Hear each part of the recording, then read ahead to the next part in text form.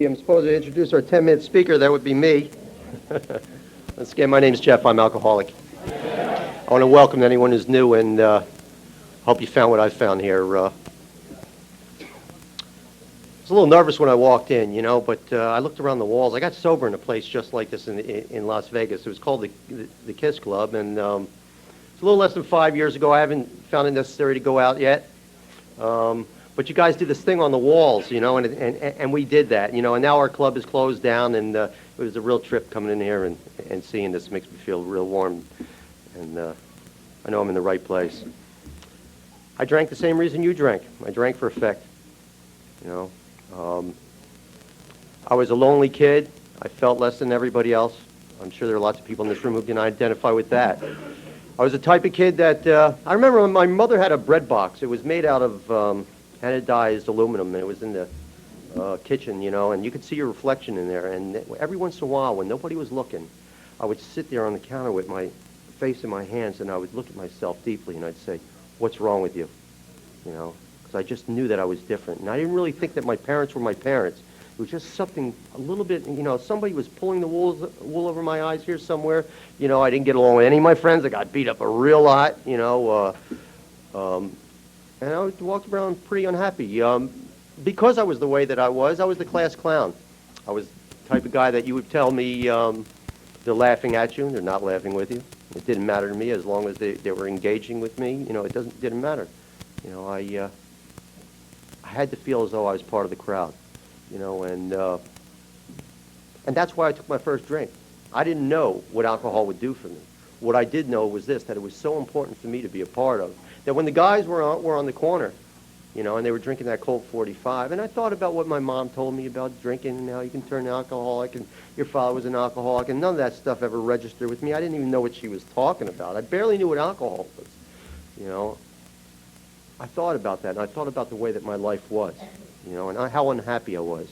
And then I looked at these guys, and they looked so cool hanging out there on the corner. Nobody messed with them because they did. They got their butts beat in, or they got ripped off for the lunch money, and I said, I want to be part of that. I want to be one of the aggressors rather than one of the victims, and I had always had been a victim, So I did what they did.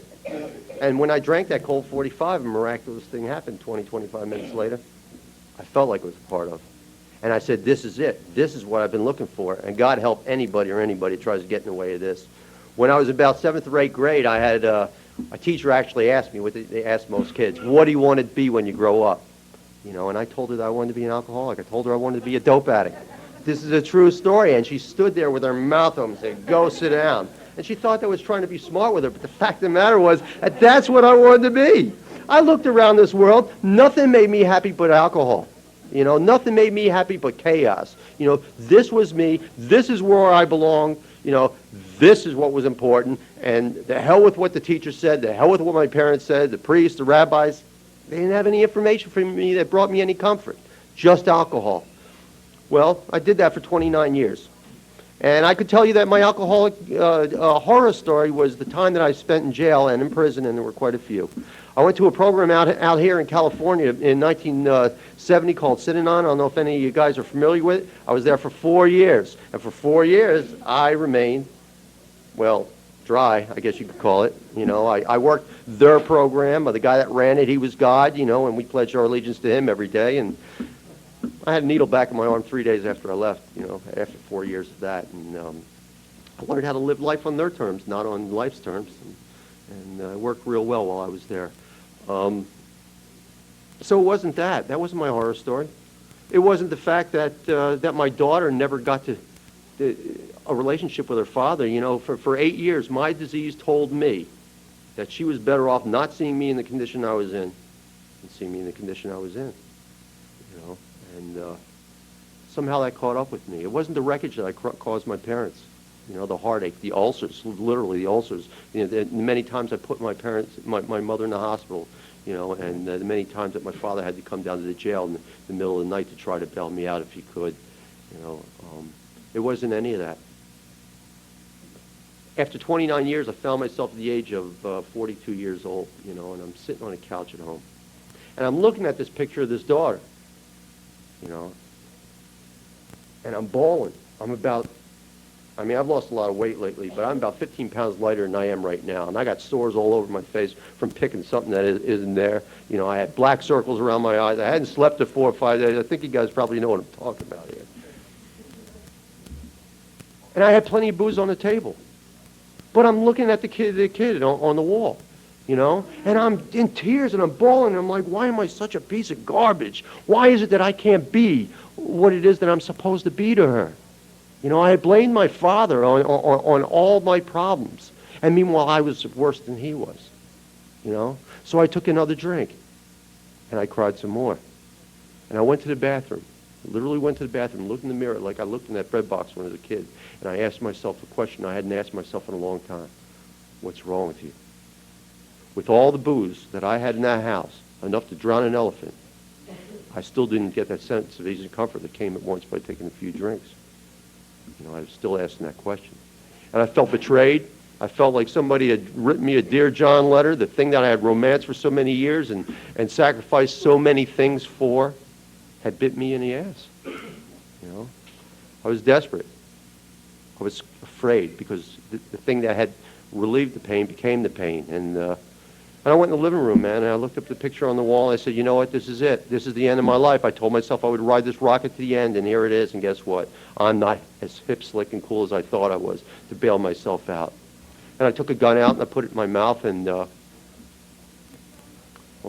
I mean, here we all are. I'm sure we've all been in that situation. For some reason, we didn't pull the trigger. Whether it was cowardice or an act of God, I don't know. I'm just glad that I didn't. I didn't think there was a way out. A guy in a detox program about 6 years ago, he told me, because I was there to save a job, and not to save my ass, I said something in a meeting, and it offended somebody, and they got up and they said something that offended me, and I ran out of the meeting knowing that I didn't belong there in the first place, and these people were a bunch of lunatics. The guy chased me out, and he said, listen, he said, you're right, the lunatics are running the asylum around here, you know, but that's not why I came out here. I came out here to show you this book. He said, this is our book, this is our program of recovery, and when you're ready to recover, when you're ready for the way out, this is where you'll find it. I said, well, I don't think I'm ready for that. You know, he says, well, that's okay, you'll know when you will be. And I said, when's that? He said, when you don't have any place else to go. And sitting there with a 9mm in your mouth, you know, there's not much else to do. And when I was a kid, I was the type of guy that sat in the back of the class, and I watched the guy with the red hair and the freckles and the 4-inch thick glasses raise his hand for every question. Hated his guts, you know. We kicked his butt and took his lunch money every day, you know, after class, you know. And then we got to watch that guy grow up and be a doctor or a lawyer. And I got to watch some of my friends grow up and some of them die, you know. And most of them ended up with booze on their breath or needles in their arm. You know, that's what happens to us, you know. And when I came to Alcoholics Anonymous, it wasn't because I thought this thing would work. I was grasping at any straw. I knew that my way didn't work. I didn't know what I was supposed to do. I just knew that if this thing didn't work, that I could, with a clear conscience, blow my brains out because there was no help for me. And when I came to AA, I sat up in the front of the class. I was just like that guy with the red hair and the freckles, you know, because this was a class that I couldn't afford to fail. This was life or death for me. And that's how I got connected. You know, I got my opinion back after 2 months. You know, I turned my will and life over to the care of the Fellowship of Alcoholics Anonymous. Then I started finding fault with it. The same people that I thought were so great 2 months before. You know, I was on my way out, you know, and out of the room saying I knew I didn't belong here like I did in the detox program. And then all of a sudden, and this had to be with the grace of God, because I've never done anything healthy for myself before. I said, I'm going back out there to kill myself. And I had to ask myself what it was that I didn't do. And I hadn't got a sponsor. So I got a sponsor, and thank God that he was a step Nazi and a big book thumper, you know, because I needed a lot of thumping. I'm pretty thick, you know, and I don't know, the first two and a half years of my recovery, you know, was all about getting connected with that book, getting connected with the Fellowship of Alcoholics Anonymous, getting the service. I did a lot of it. You know, I really needed to save my life. You know, the third year was all about money, property, and prestige. I was given a job, you know, because I was a dependable employee. I made all kinds of money, put Alcoholics Anonymous on the back burner, maybe 2, maybe 3 meetings a month, you know, putting the cart before the horse. And at the end of that year, I found myself with a big, fat bank account. And I was spiritually bankrupt. And I wondered if I could ever get the ball rolling again. And I was afraid, because I was afraid of myself, because I don't know why, but been able to remember that day sitting on the couch with the 9, you know. And my 4th year, you know, and I'm in my 5th now. My 4th year was finding out that I had hepatitis C. I'm sure there's a lot of people in this room who have that. That's another thing that happens to us. You know, I went through the interferon treatment for 10 and a half months, and somewhere in the middle of it, you know, I asked my sponsor, Billy, over here, I said, Billy, man, this stuff is driving me crazy. You know, I was crazy to begin with, you know, and this is enhancing my alcoholic way of thinking. I'm afraid. He says, well, maybe you should enhance your recovery, you know, and that made a lot of sense. And I went out and I tried to do what he does, and I tried to follow him around. You know, I try to sponsor a lot of people, not because I'm a nice guy, you know, because I'm afraid not to. I am afraid not to. I know which side my bread's buttered on, you know. One doctor gave me some bad news. He thought I was going to die, and the next doctor I got said, guess what? You're not going to die. You got an 85% chance of recovery, but you're going to have to do another year of this interferon, and we're going to have to double dose it because we really want to go for this thing. You could either do nothing or you could do this. You know, I said, listen, I'm here to save my life, you know.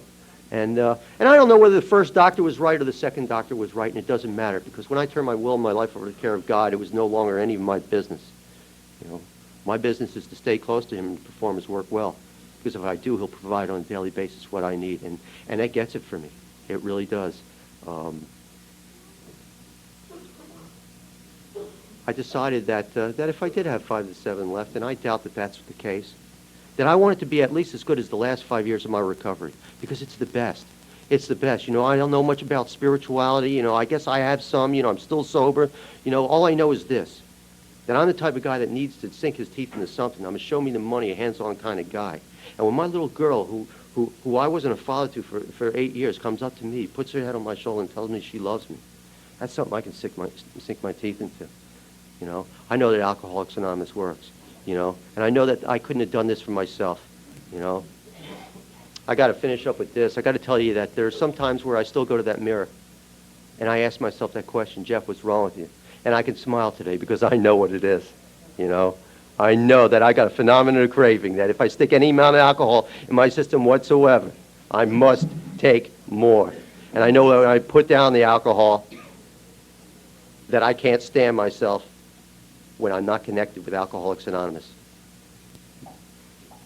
I want to thank all of you people for listening to me, and I guess we'll take a 10-minute smoke break, and I'll introduce my sponsor. We got something else going on?